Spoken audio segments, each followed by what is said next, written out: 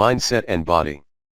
How many times have you started a new fitness program only to be disappointed? How many times have you promised yourself you would eat less and be more disciplined in the kitchen only to completely abandon those plans? Are you someone who has been a little out of shape for the last 10 years despite your best efforts? And who just really wishes they could get the body they've already wanted? The one they see on the covers of magazines. There are a few things you may have blamed for your failure in the past. Perhaps you thought it came down to the advice. Maybe you were following the wrong training program.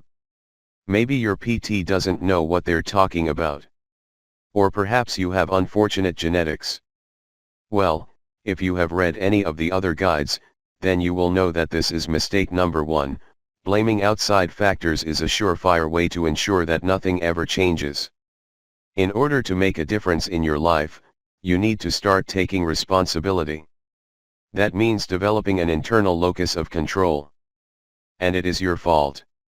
Here's the harsh truth: even the worst training program in the world is going to make a difference if you stick with it. If you have the most unfortunate genetics and the only thing you change is to go for one run a week, or to eat one less snack a day, then you are still going to see some difference. Sure, it is much better to have a good training program and to do your research. But in lieu of that, anything will work. So, stop blaming other factors. The problem lies with you. But more specifically than that, the problem lies with your mindset. You possibly already guessed that from the title of this guide.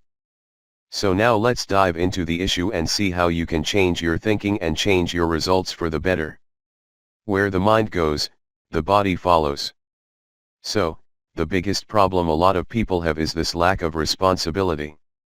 That, and a lack of conviction. Many people who claim to want to lose weight or build a toned, muscular body, will suddenly really be interested if they can do so without actually putting in a huge amount of work. The irony is that they don't even realize that this is how they feel. The first sign that this is the case, is if you find yourself procrastinating. How do you procrastinate when it comes to working out and getting into shape? Simple, you read.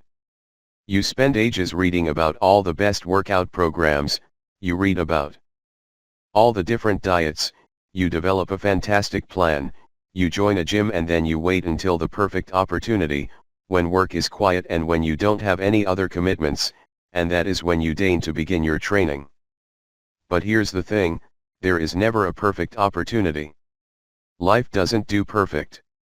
Life much prefers to be awkward and difficult, and if you try to wait until everything is calm and nothing is in the way, well then you're going to be waiting a very long time indeed. The whole reason that we do this, is so that we can feel like we're making progress. Simply by determining that we are going to work out, we feel as though we've done something worthwhile. And in fact, this even removes some of the pressure so that we no longer feel we have to make the effort. There are actually studies that demonstrate this. These studies specifically looked at whether or not we should tell people our goals when we set out to do something worthwhile. Often, the advice you receive is that you should tell people goals, that doing so will make them concrete and real and will force you to stick with them. How has that been working out for you so far? The reality, according to the research, is that telling people your goals actually releases some psychic tension. Telling people your goals makes you feel that fitness is already a part of your personality. And as such, you actually don't have to put in the real work. Ironically, telling people goals makes you less likely to accomplish them. If you want to tell someone your goals so that you will have a little bit of morale support and encouragement, then tell just one person your goal. But otherwise, keep it to yourself. Think about that day when you take off your shirt at the beach and everyone sees your incredible six-pack for the first time.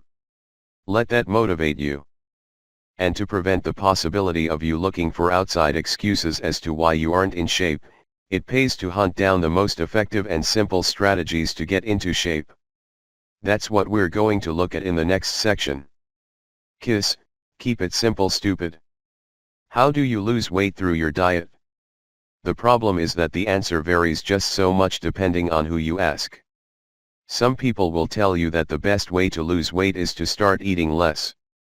Count your calories and then make sure that you consume fewer calories than you burn. This way, you can maintain a deficit and be forced to burn fat stores. Makes sense. But another blog will tell you something different. It might point out that counting calories is actually difficult to the point of being nearly impossible. And not only that, but it's also boring and sure to put you off after a while. Worse, it says nothing of nutrition or appetite. If you just eat fewer calories, then technically you can lose weight by eating only donuts. Which would also destroy your health and leave you hungry and malnourished. So, what do you do instead? According to this crowd, it's more useful to focus on keeping your carbohydrate intake down. This will help you to prevent blood sugar spikes and will avoid empty calories, if you avoid the processed, simple carbs. That way, you are getting only filling, nutritious and whole foods. Great. Then there are the intermittent fasters and the low-fat crowd. No wonder you never manage to lose weight. The other issue is that almost all of these diets are complex, they are hard to follow and they are unsociable. They often involve spending large amounts of time in the kitchen cooking and they can get expensive. What is the most important part of any diet? Simple, that you stick with it. There is actually no point in starting a diet unless you can sustain it indefinitely. If you start a diet and give up in 2 months, then you will put the weight back on. Okay, so let's simplify. None of these diets is wrong. They all have good points. The problem is they go too extreme in one direction. As is so often the case, the middle way is best. In this case, the middle way means trying to eat fewer processed, simple carbs. Avoid the obviously bad foods such as crisps, chocolate bars, ice cream and swap them for healthier things. Eat less. Don't be obsessive about counting calories and trying to work out what you need to eat every day, but just eat a little less than you normally would. Don't be afraid to go a little hungry. Sometimes the easiest way to eat significantly less is to drastically reduce 1 or 2 meals. Find ways to fit your new diet into your routine. One strategy that I highly recommend for losing weight is to eat less at breakfast and less at lunch. These 2 meals make it much easier to cut down because they don't tend to be social. While your dinner might be something you have with family in front of the TV, with your partner, or out with friends, lunch and breakfast tend to be eaten quickly around work and commuting. Thus, you can eat more boring meals and you'll be less likely to get tempted by the more indulgent options. Okay, so what about your training? This is a little more complex, seeing as the best kind of training will depend very much on your current physique and the type of body that you are interested in developing. You will likely train differently depending on whether you want to build muscle or tone down, for instance. That said, weightlifting is something that can benefit a huge number of people, including women who want to get lean and toned. Muscle is metabolically active, meaning that when you become more toned, you actually burn more fat even when you are resting. The other useful thing to recognize is that when you tone your muscle, you can hide fat by pulling it in and you can even make your skin appear more taut. Got stretch marks? Dieting isn't actually what you need and neither is cardio, it's muscle tone that will hide this. Doing a little cardio is important too though, for weight loss and for your general health. Now, you might be tempted by HIIT workouts. These are high-intensity interval training regimes that involve sprinting for short amounts of time and then alternating that with brief periods of rest. The allure here is that it is reportedly very time-saving and very efficient. You can use this training to burn fat and increase your health in a fraction of the time. But at the same time, what many people miss is that this type of training is far harder than it is often made out to be. This takes a huge amount of willpower, dedication and a basic level of fitness to begin with. It is not the best option for most people starting out.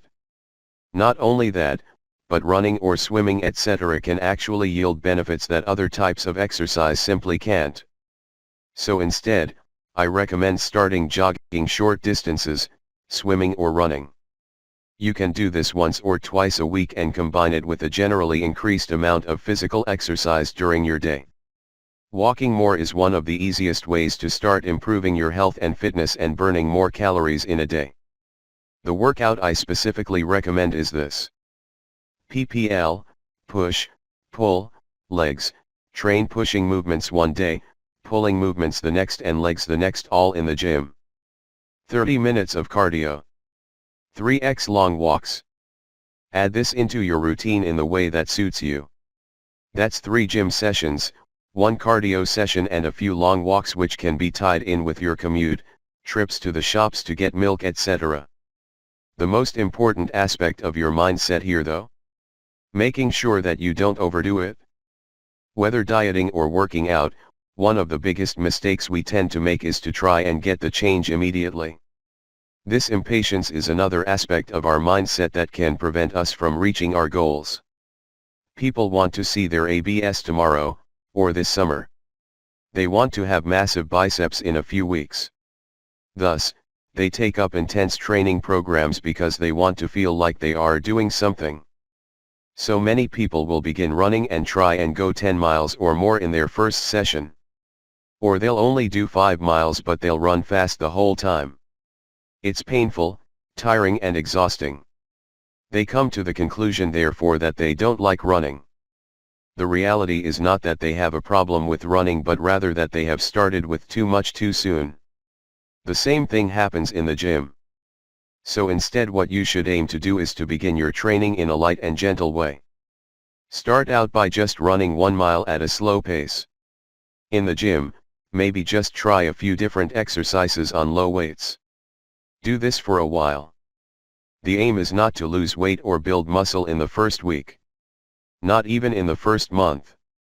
Your first aim should be to learn to enjoy the activity. Do it for you. Do it for fun. Over time, you'll build up your health and fitness naturally as you do. It's impossible not to do that. And as you do, you'll find yourself running further and faster and lifting heavier as a result. But don't rush it. Just enjoy it. Your main goal is to make this a part of your life. Goal setting and energy. And with that in mind, consider carefully the way that you are going to set goals. What too many people will do with their goal setting is to focus purely on a distant end result. Maybe they want abs by the time summer comes around. Maybe their goal is to lose 2 pounds and fit into their dress. This is the wrong way to think about it though, because it gives you much too much flexibility and means you can make excuses. You might decide to take it easy tonight and to try harder tomorrow. It's also too much out of your control, leaving plenty of excuses for you to make. So instead, I want you to make your goal simply to train every week. This is a goal that is immediate, in your control and immediately rewarding. Every week, if you manage to train at least once, or twice, you set the parameters, then you have succeeded. The abs, the dress, the biceps, these are not goals. This is the vision and this is what will motivate you to accomplish your goals. Finally, I want you to keep energy in mind. Energy is finite and you only have so much of it. If work is leaving you exhausted and if your commute is stressful, then you aren't going to have much energy at the end of the day to work out. So, conserve that energy and carefully consider the ways you can maintain it or increase it. This is why nutrition is very important. It's also why you need to make sure you are getting adequate sleep, giving yourself opportunities to rest and generally making sure your life outside the gym is healthy and nourishing. If you are coming home every single day with absolutely no energy and you feel achy and stressed, then no manner of training program is going to help you. Meditate, take holidays, use supplements and sleep more. And if none of that works, then consider leaving your job for something less stressful. Ultimately, one of the biggest and most important aspects of having the right mindset is knowing how to prioritize. Your health and happiness should take priority. If you are never going to be in shape because of your work, learn to accept that and then leave your job. It might be the only way to get what you really want from life.